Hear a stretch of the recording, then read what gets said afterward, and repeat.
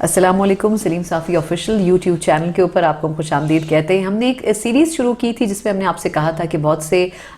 Censored قسم کے topics کے اوپر ہم گفتگو کریں گے, لیکن آج تھوڑا سا روٹین سے ہٹ کر کچھ ایسے ایشوز بھی ہیں پاکستان میں جن پہ آج ڈیبیٹ بھی ہو رہی ہے. خاص طور پر الیکشن کمیشن کا جو فیصلہ آیا ڈسکا الیکشن کے حوالے سے, اس پہ بہت سی باتیں ہوئیں, لیکن کچھ ایسی چیزیں ہیں جن پر ابھی تک گفتگو نہیں کی جا سکی ہے ٹیلی ویژن چینلز کے اوپر. اور صافی صاحب کے ساتھ آج ہماری جو نشست ہے, ہم اس میں نہ صرف ڈسکا بائی الیکشن کے جو نتائج تھے اور اس کے بعد ایک ڈیبیٹ جو چل پڑی تھی نون لیگ اور پی ٹی آئی کے درمیان الزامات کی, آج الیکشن کمیشن نے بہت ساری چیزوں کو اس سے ہٹ کے ایک ڈیسیجن دیا ہے اور کیا سیٹ کیا ہے انہوں نے مارک, اس کے اوپر ضرور آنے والے دنوں میں اثرات پڑیں گے. اس کے علاوہ سینیٹ الیکشن ہونے جا رہا ہے. سینیٹ الیکشن میں گیلانی صاحب کو لانچ کرنا ایز اے کینڈیڈیٹ, کیا اپوزیشن کچھ سوچ سمجھ کے پلان کر کے کر رہی ہے, یا پھر اسٹیبلشمنٹ جس کا ہمیشہ سے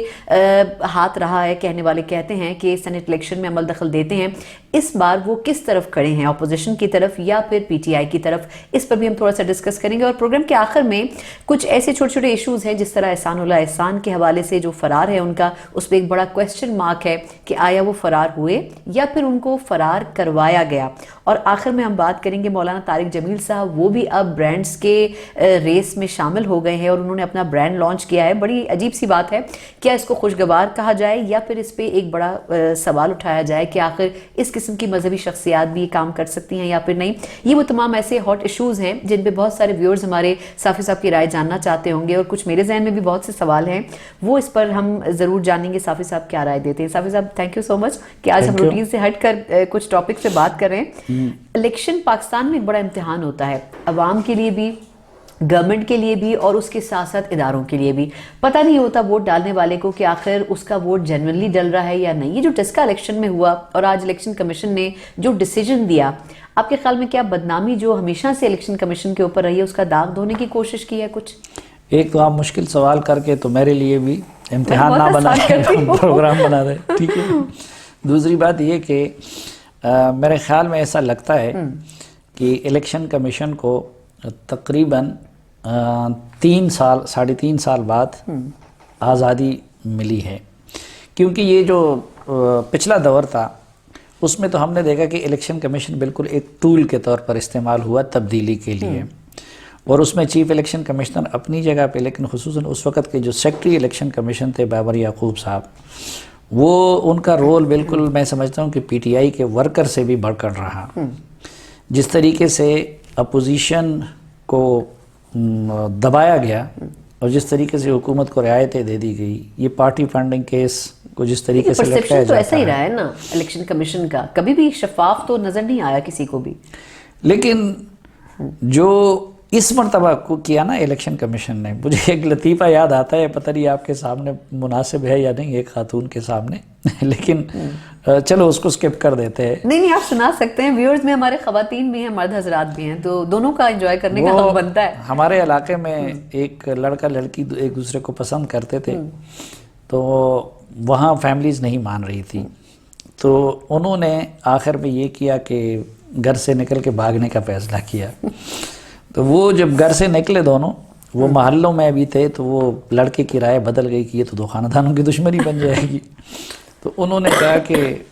خاتون سے کہ واپس جاتے ہیں, ارادہ بدل گیا. ہاں, اب وہ خاتون جو تھی وہ اسی طرح تھی, اس نے پرس سے پسٹل نکالا, اس نے کہا تمہاری ایسی کی تیسی. پختون سوسائٹی میں جب لڑکی ایک مرتبہ گھر سے نکل جائے تو پھر وہ قبر پہ ہی واپس آتی ہے. تو اس نے اس ڈر کے مارے وہ صاحب جو تھا وہ پھر روانہ ہو گئے. تھوڑی دیر بعد جب یہ مطمئن ہو گئی کہ بھائی یہ تو اب نہیں بھاگ رہا ہے, تو اس نے پسٹل واپس پرس میں رکھ لیا. تو وہ لڑکا جو تھا وہ یہ دیکھ کے بھاگ گیا. تو اس نے پیچھے سے آواز دی کہ وہ بغیرت بات سنو, یہ میں نے جو کیا یہ پہلے بھی ہزاروں لڑکیاں کر چکی ہے, لیکن یہ تم نے جو کیا یہ آج تک کسی مرد نے. یعنی آپ الیکشن کمیشن کے بارے میں یہ رائے رکھتے ہیں؟ تو میں یہ کہتا ہوں کہ ہر الیکشن میں الیکشن کمیشن کی کمزوریاں رہی ہے, اور ہمارا الیکشن کمیشن قانون کے لحاظ سے بہت طاقتور ہے, لیکن پاکستان کے گراؤنڈ ریئلٹیز کی وجہ سے وہ کوئی بھی الیکشن پوری طرح فری اینڈ فیئر نہیں کر سکا. لیکن میں آپ سے کہہ رہا تھا کہ یہ جو پچھلے الیکشن میں جو کچھ ہوا, مثلا پری پول ریگنگ آپ دیکھیں, الیکشن کمیشن تماشائی 2018 کی بات, 2018 کی, پھر الیکشن کے دن RTS سسٹم کا فیل ہو جانا, پھر پولنگ ایجنٹوں کو نکالنا،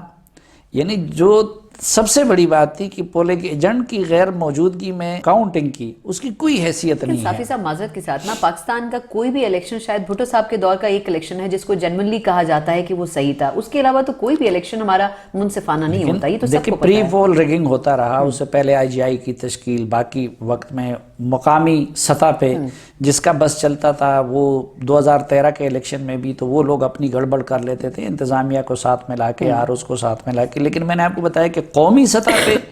اس طرح کا ہو جانا۔ دوسری بات یہ کہ کسی الیکشن میں ایسا نہیں ہوا ہے کہ آپ پولنگ ایجنٹوں کو باہر نکال لیں اور ان کی جگہ کچھ اور لوگ آ کے گنتی بھی کریں اور ٹپے بھی لگا دیں، یا پھر ایسا ہوتا ہے کہ ہمیشہ سے ایسا ہوتا رہا ہے، لیکن مثلا جب امیدوار کا جو وہاں پہ پولنگ ایجنٹ ہوتا ہے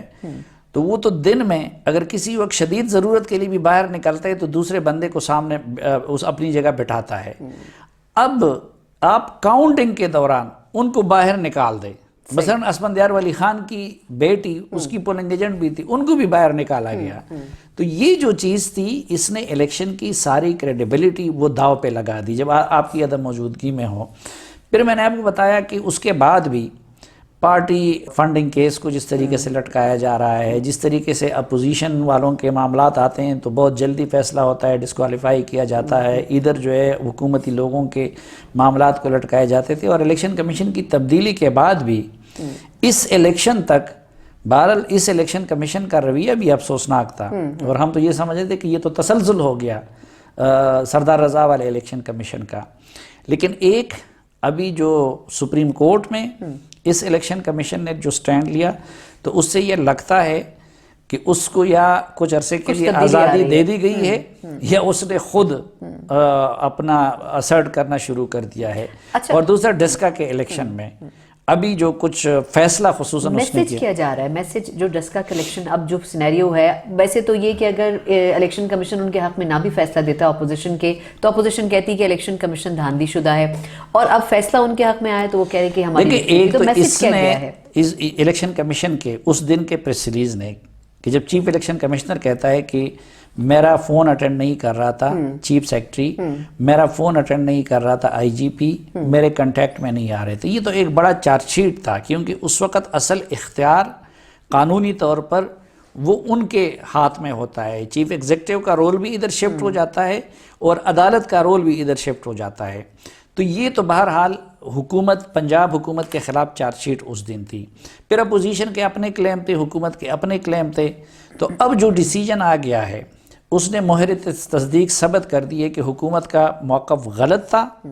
اور اپوزیشن کا، کیونکہ نون لیگ کا ڈیمانڈ یہ تھا کہ تمام حلقے پہ الیکشن کر لیا جائے، پھر جن جن افسران کے خلاف اس نے کارروائی کی ہدایت دی ہے تو اس سے بھی یہ لگتا ہے کہ یہ سارے افسران وہ ملوث رہے، اور وہ افسران تھے کس کے ماتحت؟ وہ بزدار صاحب کے ماتحت تھے یا وفاقی حکومت کا کیونکہ ٹاپکس ہمارے پاس کافی سارے ہیں۔ اب مجھے یہ بتائیں کہ یہ جو اب اگر تو دوسری دفعہ الیکشن ہوتا ہے اور اس میں فرض کریں اگر نون لیگ جیتتی ہے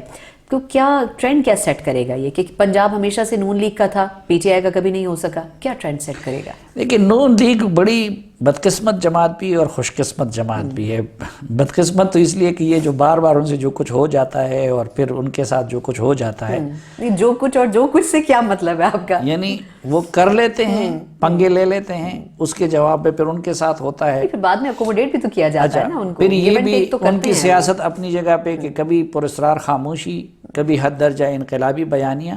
لیکن اس کے باوجود چونکہ پی ٹی آئی کی حکومت کی پرفارمنس اتنی بری رہی کہ پنجاب میں نہ صرف یہ کہ ان کا ووٹ انٹیکٹ رہا، ان کی پارٹی انٹیکٹ رہی، بلکہ ان کا ووٹ بڑھ بھی گیا ہے، اور اس میں آپ دیکھیں کہ کسی حکومت وقت کے ہوتے ہوئے الیکشن جیتنا، مثلا پی ٹی آئی حقیقتاً ایک بھی الیکشن نہیں جیتی ہے، آپ کہیں گے کہ کورم ایجنسی، تو کورم ایجنسی میں اسی طرح الیکشن ہوا ہے جس طرح 2018 میں ہوا تھا، اور وہ ڈائنامکس کسی وقت میں آپ کو تفصیل سے بیان کر دوں گا، وہ بھی ڈائنامکس کچھ اور تھے، دو بھائیوں کے اختلاف کی وجہ سے، لیکن نوشیرہ میں وہ ہار گئے حکومت کے ہوتے ہوئے۔ اب یہ بھی تماشے وہ کہتے ہیں دھاندلی ہوئی ہے، تو بھائی وزیر اعلیٰ آپ کا، وہاں پہ سارے سرکاری افسران آپ کے لگے، کیونکہ وہاں پہ تو 9 سال ہو گئے نا پی ٹی آئی کی حکومت کے، اس کے باوجود جو ہے وہ، لیکن وہ پرویز خٹک اور لیاقت خٹک کے اختلاف کی وجہ سے ہو گیا تھا۔ پھر پنجاب میں وزیر آباد بھی وہ جیت گئے، سندھ میں جتنے الیکشن ہوئے وہ پیپلز پارٹی جیت گئی، اور ڈسکا کا تھا وہ ہر کسی کو پتا تھا کہ ان سب کچھ کے باوجود مثلا جتنے بھی امیدوار تھے، پچھلی مرتبہ جو 2 نمبر پہ آیا تھا، 3 نمبر پہ آیا تھا، 4 نمبر، اس کو حکومت نے اپنے ساتھ ملا لیا تھا، لیکن اور تمام تر سرکاری وسائل کے استعمال، ڈار برادران میدان میں، پھر دوسرا شکاوان میدان میں، لوگوں میں خوراکی مواد استعمال کیے جا رہے ہیں، اور اس کے باوجود یہ چیزیں سب کچھ ہوئی۔ اچھا ایک اور لحاظ سے بھائی اس روز جو کچھ ہوتا رہا، لوگ اسلحے کے ساتھ دندناتے پھرتے رہے، 2 جانیں چلی گئی، وہ تو سب حکومت پنجاب کی ذمہ داری تھی نا۔ اگر کوئی مسلم لیگی بھی کر رہا تھا تو اس کو روکنا اور اس کو اندر کرنا یہ تو آپ کی ذمہ داری تھی، لیکن ہم نے دیکھا کہ دن کو وہ سب کچھ اور پھر شام کو دھند کی آڑ لے کے پریزائڈنگ افیسروں کو اغوا کیا گیا، تو وہ اگر پریزائڈنگ افیسر کسی اور نے بھی اغوا کیے تھے تو وہ ان کو اغوا سے بچانا یہ تو انتظامیہ کی ذمہ داری تھی۔ ہر لحاظ سے اب پہلے تو کلیمز تھے، لیکن اب الیکشن کمیشن کے فیصلے کے بعد اب میں حیران ہوں کہ اگر کوئی شرم اور حیا ہو تو حکومتی ترجمانوں کو تو سامنے ہی نہیں آنے چاہیے، لیکن ابھی میں جب شبلی فراز صاحب اور ان لوگوں کو سن رہا تھا تو بڑا افسوس بھی آ رہا تھا۔ فیصلے کے خلاف خیر جائیں گے۔ اچھا اب ایک اگلا، یعنی بجائے اس کے کہ وہ خود سیاست چھوڑ دیں، وہ متی اللہ جان کو کہتے ہیں کہ آپ صحافت چھوڑ دیں۔ اچھا سینیٹ الیکشن اب ہے، اب آپ کے خیال میں اس میں اسٹیبلشمنٹ کا جو رول ہے کہا بھی نہیں جا سکتا اور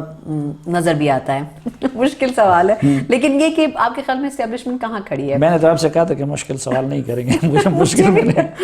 آپ کے خیال میں یہ جو پیسے کا استعمال ہے، چلیں یہ تو ہوتا ہی ہے، لیکن آخر اسٹیبلشمنٹ اس بار کس پی ٹی آئی کو اکیلا چھوڑ دیں گے یا وہ دیکھ رہے ہیں کہ آخر واقعی ان تلوں میں تیل کتنا ہے؟ دیکھیں جو اسٹیبلشمنٹ کے سرخیل ہے وہ گزشتہ کئی مہینوں سے میڈیا کو بھی اور سیاستدانوں کو بھی یہ یقین دلانے کی کوشش کر رہی ہے کہ بھئی ہم غیر جانبدار ہیں، آپ لوگ بار بار ہماری طرف انگلیاں نہ اٹھائیں۔ دوسری بات اس وقت اگر آپ حقیقتاً دیکھیں تو ویسے تو اس ملک کا ہر طبقہ اپنی اپنی جگہ پہ پھنسا ہوا ہے، لیکن یہ جو تبدیلی ہے اس نے سب سے زیادہ اسٹیبلشمنٹ کو آزمائش سے دوچار کر دیا ہے، اور اسٹیبلشمنٹ کے سرخیلوں کو نمبر 1 ان کو لانے کے لیے اور ان کو چلانے کے لیے اب امپریشن اور تاثر یہ بن گیا ہے کہ بھئی وہ لوگ ہیں۔ تو ماضی میں اگر اسٹیبلشمنٹ کی بھی کوئی غلطی ہوتی تھی تو اس کا الزام سیاسی حکومت کے سر جاتا تھا، یہ پہلی مرتبہ ہے کہ اس حکومت کی اگر اپنی بھی غلطی ہوتی ہے تو اس کا الزام ان کے سر جاتا ہے، نمبر 1۔ نمبر 2 ماضی کی تمام حکومتیں وہ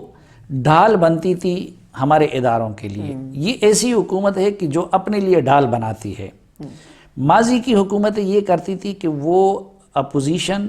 اور اسٹیبلشمنٹ یا اداروں کے درمیان برج بنتی تھی، مثلا اے پی ایس ہوا تو اس کے بعد بھی نواز شریف نے عمران خان کو بھی بلایا، باقی سب کو، اور ان کو آمنے سامنے بٹھا دیا۔ 2 مئی کے بعد جو اسامہ کا واقعہ ہوا تو یوسف رضا گیلانی نے ان سب کو آمنے سامنے، تو وہ برج بنتے تھے۔ یہ وہ حکومت ہے جو 24 آور اس میں مصروف نظر آتی کہ کسی طریقے سے اپوزیشن اور ان کو لڑا دیں، اور بڑی حد تک وہ اس چیز میں کامیاب بھی رہے تھے۔ اب شاید ادھر بھی یہ ریئلائزیشن ہو گئی ہے کہ یہ حکومت ہمارے ساتھ اور عمران خان صاحب ہمارے ساتھ یہ ڈرٹی گیم کر رہے ہیں، تو وہ بار بار یہ میسج دے رہے ہیں کہ ہم غیر جانبدار ہیں، لیکن بدقسمتی سے عملاً پچھلے سالوں میں ہمیں عملاً یہ غیر جانبداری نظر نہیں آتی تھی، اور جس طرح عمران خان بار بار کہتے تھے کہ فوج میرے ساتھ ہے، تو ہمیں بھی یہ دکھتا تھا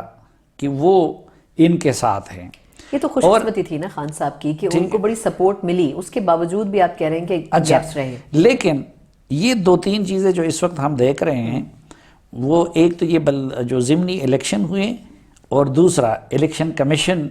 جس طریقے سے بہادری اور میرٹ سے کام لینے لگی ہے، تو یہ تو بہرحال اس بات کا اس حد تک ثبوت ہے کہ اسٹیبلشمنٹ واقعی لا تعلق یا غیر جانبدار ہو گئی ہے ڈومیسٹک پالیٹکس سے۔ آگے جا کے کیا ہوتا ہے کہ پی ٹی آئی خود پرفارم کرے اگر کر سکتی ہے تو نہیں۔ ایک تیسرا جو عمران خان صاحب کی پریشانی سے بھی، مثلا ماضی میں تو وہ صرف انجوائے کرتے تھے، ادھر بیٹھے ہوتے تھے نا، وہ چیئرمین سینیٹ کے عدم اعتماد کا معاملہ ہو، کسی اور کوئی معاملہ ہو، تو وہ کہتے بھئی ہیں کرنے والے میرے لیے کرتے رہیں گے، اور وہ کرتے تھے۔ اس مرتبہ ان کے دوڑ دھوپ سے اور ان کی پریشانی سے یہ لگتا ہے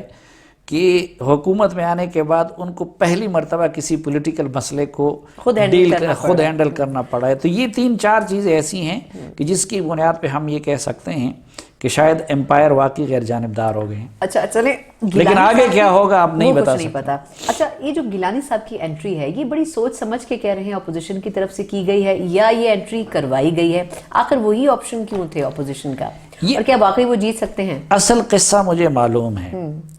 اور جدھر یہ جس بندے کے ذہن میں یہ آئیڈیا آیا تھا,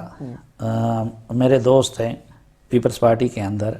جنہوں نے فلوٹ کیا تھا, پھر بلاول صاحب اور گیلانی صاحب بھی شروع میں نہیں مان رہے تھے, ان کو کنونس کیا تھا, لیکن وہ میں الیکشن ہونے کے بعد اس بندے کا نام ڈسکلوز کروں گا. تو یہ کوئی اتنی گہری وہ نہیں تھی, یعنی کوئی پورے پی ڈی ایم نے بیٹھ کے کوئی سازش تیار کی ہو, کوئی پلاننگ تیار کی ہو, لیکن وہ جس کے ذہن میں یہ چیز آئی تھی تو وہ اس نے پی ڈی ایم پہلے پیپلز پارٹی کی لیڈرشپ کو یہ بتا دیا کہ دیکھیں گیلانی صاحب کے کینڈیڈیٹ بنانے کے یہ فائدے ہوں گے, اور اگر وہ جیت گئے تو یہ گورنمنٹ پہ عدم اعتماد کے مطابق ہوگا. تو یہ آئیڈیا جب آگے چلا گیا تو پہلے اس کو پیپلز پارٹی کی لیڈرشپ نے قبول کیا, اور پھر پورے پی ڈی ایم کی لیڈرشپ نے قبول کیا. اور اس لیے یہ بات درست بھی ہے کہ اگر تو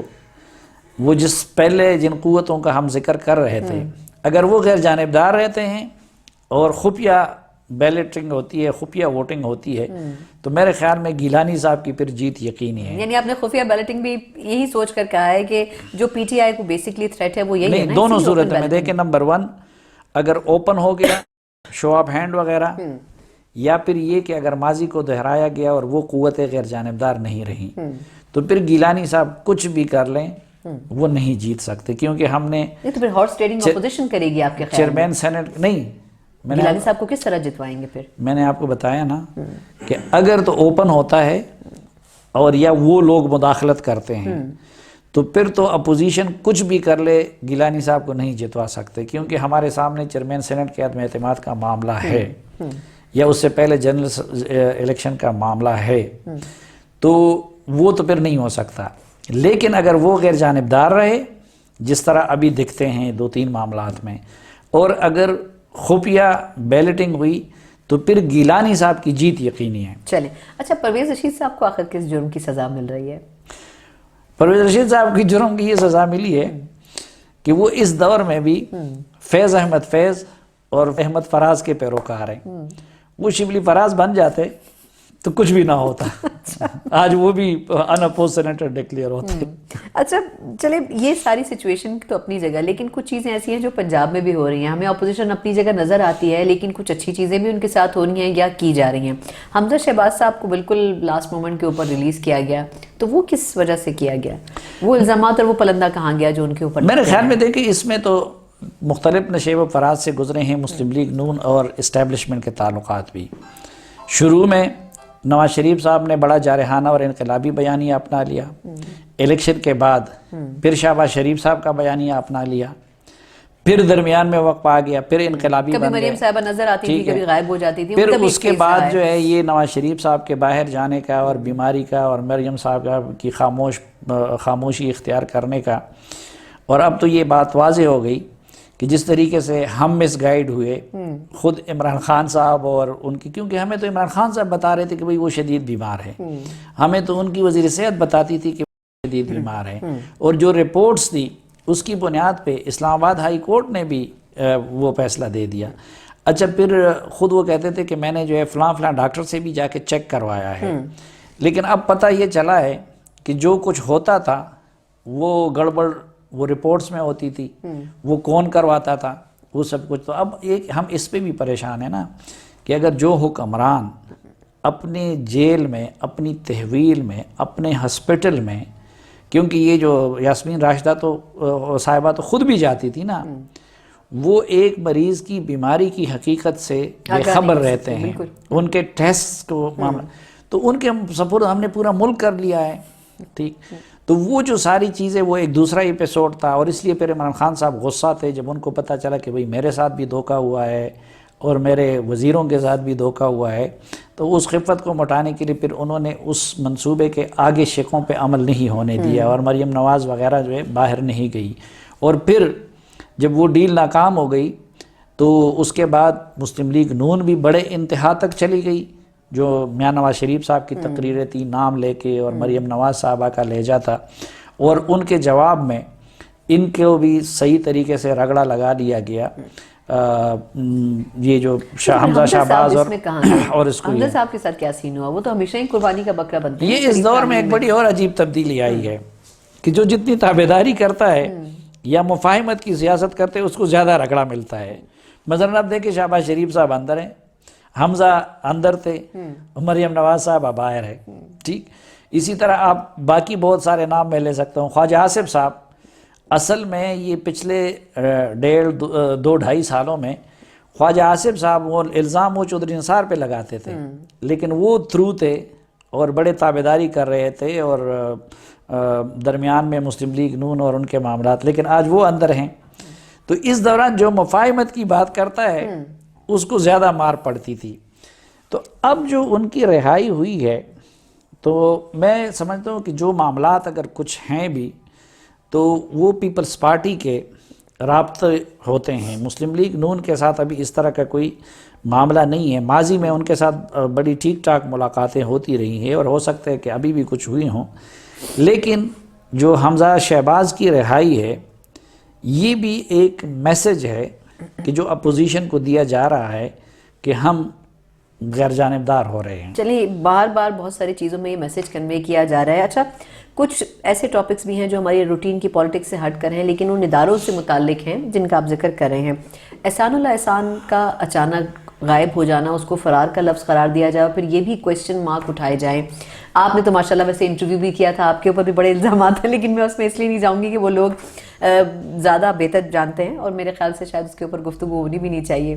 تو احسانullah احسان کا غائب ہو جانا یا فرار کروا دینا، آپ کے خیال میں اس پہ کتنا ٹرسٹ کیا جا سکتا ہے؟ عام آدمی سمجھنے سے دیکھیں، احسانullah احسان کا معاملہ جو ہے اس میں آج یہ آن ریکارڈ کہتا ہوں کہ وہ ان کے آنے میں یا ان کے اس میں میرا کوئی رول نہیں تھا، اور میں کسی وقت اس پہ پورا پروگرام کر کے ابھی میں انتظار کرتا ہوں کہ ذرا لوگوں کو پوری طرح یہ طوفان اٹھانے دے۔ یہ جو کوئی میری طرف توپوں کا رخ کیا ہوا ہے، آپ نے تو مدد نہیں کی کہیں، کوئی دوسری طرف سازشوں کو نکال رہا ہے، کوئی کسی کا نام لے رہا ہے، تو میں کہتا ہوں ہاں مجھے انفارمیشن ہے۔ آج میں صرف آپ کو بریفلی اتنا بتا دوں کہ جو کل سے ایشو ہوا ہے، پہلی بات یہ ہے احسانullah احسان کو فرار کروایا نہیں گیا ہے، احسانullah احسان فرار ہو گیا ہے۔ اور فرار کیوں ہو گیا ہے کہ ان کے ساتھ جو وعدے کیے گئے تھے ان سے کام لیا گیا بہت زیادہ، اور ان کے ساتھ وعدے پورے نہیں ہوئے اور نہیں کیے گئے، ان کی فیملی کو بھی تکلیف پہنچائی گئی، جس کی وجہ سے وہ اس کام پہ مجبور ہوا، اور وہ فرار ہوئے ہیں۔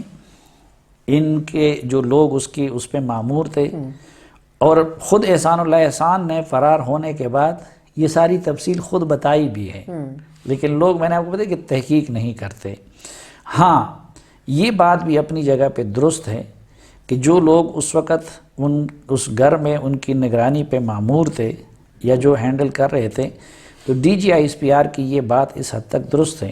کہ ان کے خلاف کارروائی محکمانہ ہوئی ہے۔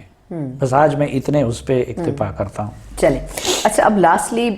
تھوڑی سی انٹرسٹنگ چیز بھی ہے، لیکن میں آج بھی ایک چیز ریکارڈ پہ لانا چاہتا ہوں کہ دیکھیں، کوئی اچھا ہو، کوئی برا ہو، کوئی یہ ہو، کوئی وہ ہو، لیکن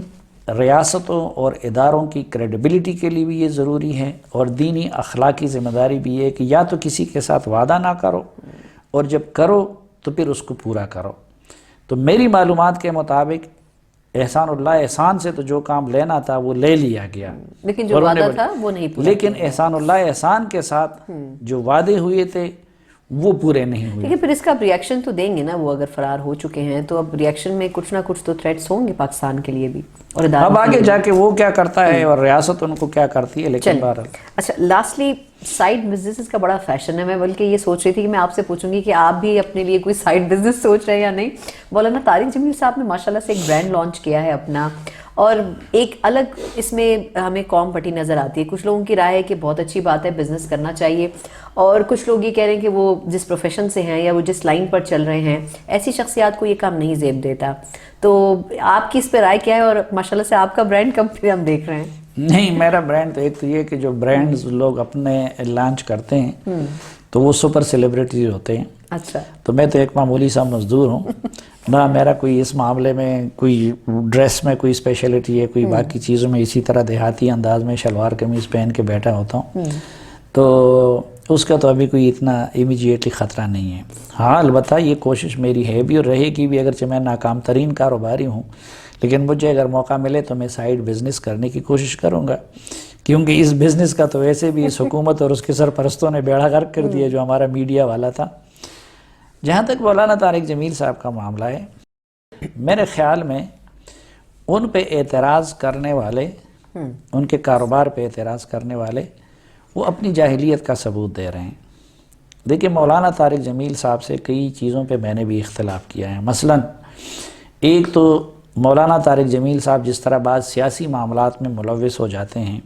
تو میرے خیال میں وہ تبلیغی جماعت کے اصولوں کے بھی خلاف ہوتا ہے، اور کچھ جگہوں پہ نیتوں کا حال اللہ جانتا ہے، اور میں ان کے بارے میں حسن ظن کا شکار ہوں کہ وہ جو بھی کرتے ہیں وہ نیک نیتی سے کرتے ہوں گے،